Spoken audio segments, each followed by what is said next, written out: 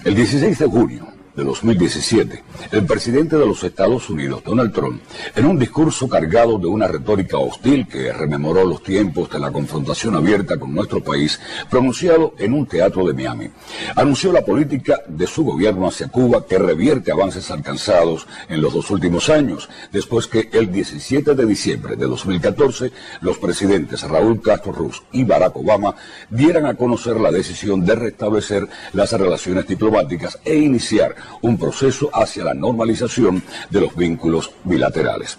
En lo que constituye un retroceso en las relaciones entre los dos países, Trump pronunció un discurso y firmó en el propio acto una directiva de política denominada Memorando Presidencial de Seguridad Nacional sobre el fortalecimiento de la política de los Estados Unidos hacia Cuba, disponiendo la eliminación de los intercambios educacionales pueblo a pueblo, a título individual, y una mayor fiscalización de los viajeros estadounidenses a Cuba, así como la prohibición de las transacciones económicas, comerciales y financieras de compañías norteamericanas con empresas cubanas vinculadas con las Fuerzas Armadas Revolucionarias y los servicios de inteligencia y seguridad. Todo ello con el pretendido objetivo de privarnos de ingresos. El mandatario estadounidense justificó esta política con supuestas preocupaciones sobre la situación de los derechos humanos en Cuba y la necesidad de aplicar rigurosamente las leyes de bloqueo, condicionando su levantamiento, así como cualquier mejoría en las relaciones bilaterales a que nuestro país realice cambios inherentes a su ordenamiento constitucional. Trump derogó asimismo la Directiva Presidencial de Política, Normalización de las Relaciones entre los Estados Unidos y Cuba, emitida por el presidente Obama el 14 de octubre de 2016, la cual, aunque no ocultaba el carácter injerencista de la política estadounidense ni el objetivo de hacer avanzar sus intereses en la consecución de cambios en el orden económico, político y social de nuestro país, había reconocido la independencia, la soberanía y la autodeterminación de Cuba y al gobierno cubano como un interlocutor legítimo e igual, así como los beneficios que reportaría a ambos países y pueblos una relación de convivencia civilizada dentro de las grandes diferencias que existen entre los dos gobiernos. También admitía que el bloqueo era una política obsoleta y que debía ser eliminado.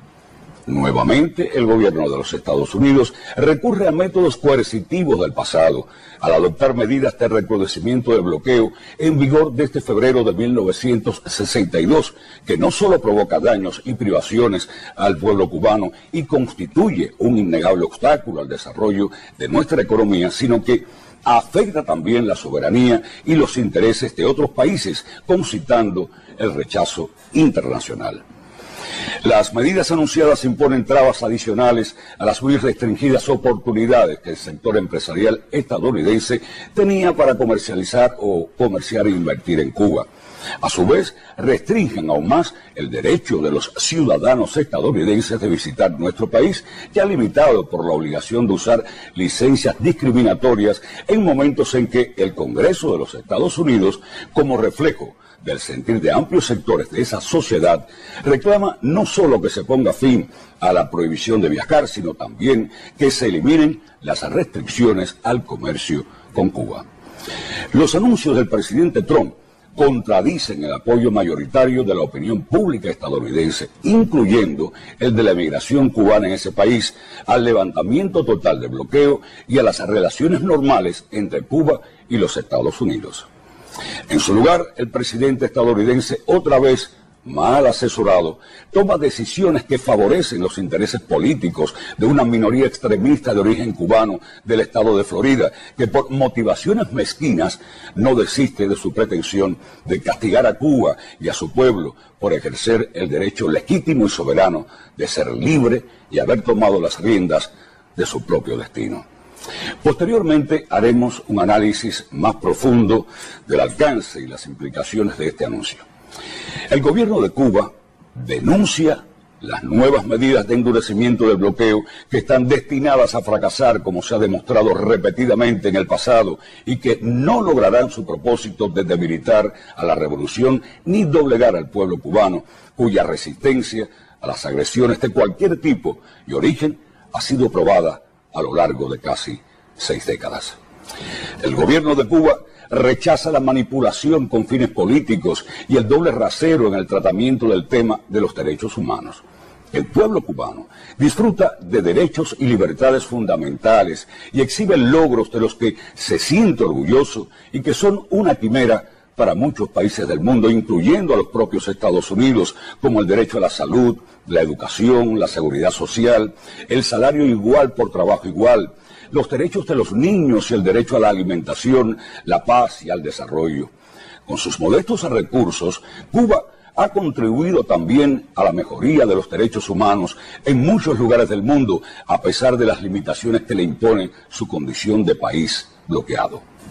Los Estados Unidos no están en condiciones de darnos lecciones. Tenemos serias preocupaciones por el respeto y las garantías de los derechos humanos en ese país, donde hay numerosos casos de asesinatos, brutalidad y abusos policiales, en particular contra la población afroamericana.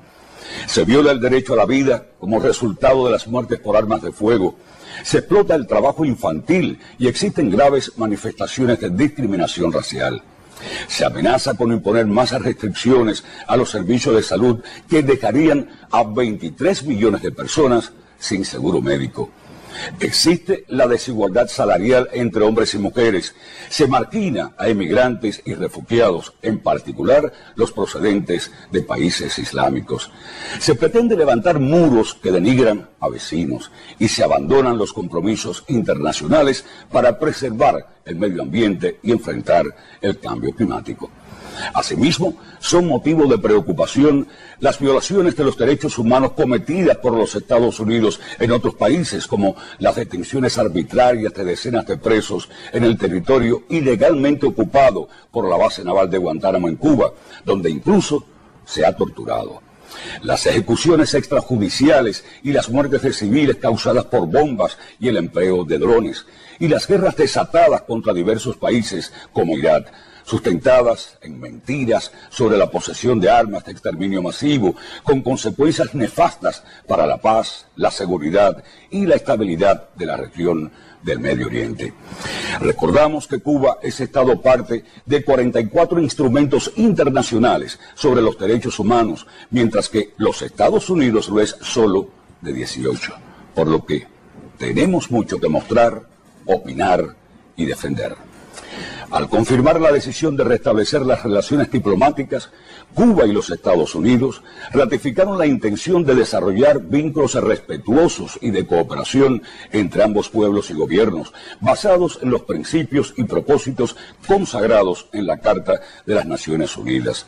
En su declaración emitida el 1 de julio de 2015, el gobierno revolucionario de Cuba reafirmó que estas relaciones deberán cimentarse en el respeto absoluto a nuestra independencia y soberanía, el derecho inalienable de todo Estado a elegir el sistema político, económico, social y cultural, sin injerencia de ninguna forma, y la igualdad soberana y la reciprocidad que constituyen principios irrenunciables del derecho internacional, tal como refrendó la proclama de América Latina y el Caribe como zona de paz, firmada por los jefes de Estado y Gobierno de la Comunidad de Estados Latinoamericanos y Caribeños, CELAC, en su segunda cumbre en La Habana, y Cuba no ha renunciado a estos principios ni renunciará jamás. El gobierno de Cuba reitera su voluntad de continuar el diálogo respetuoso y la cooperación en temas de interés mutuo, así como la negociación de los asuntos bilaterales pendientes con el gobierno de los Estados Unidos. En los 2 últimos años se ha demostrado que los dos países, como ha expresado reiteradamente el presidente de los Consejos de Estado y de Ministros, general de Ejército Raúl Castro Ruz, pueden cooperar y convivir civilizadamente, respetando las diferencias y promoviendo todo aquello que beneficie a ambas naciones y pueblos, pero no debe esperarse que para ello Cuba realice concesiones inherentes a su soberanía e independencia, ni acepte condicionamientos de ninguna índole. Cualquier estrategia dirigida a cambiar el sistema político, económico y social en Cuba, ya sea la que pretenda lograrlo a través de presiones e imposiciones o empleando métodos más sutiles, estará condenada al fracaso. Los cambios que sean necesarios en Cuba, como los realizados desde 1959 y los que estamos acometiendo ahora como parte del proceso de actualización de nuestro modelo económico y social, los seguirá decidiendo soberanamente el pueblo cubano. Como hemos hecho desde el triunfo del 1 de enero de 1959,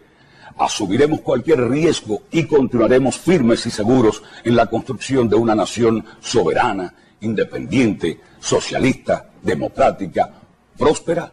y sostenible. La Habana, 16 de junio de 2017.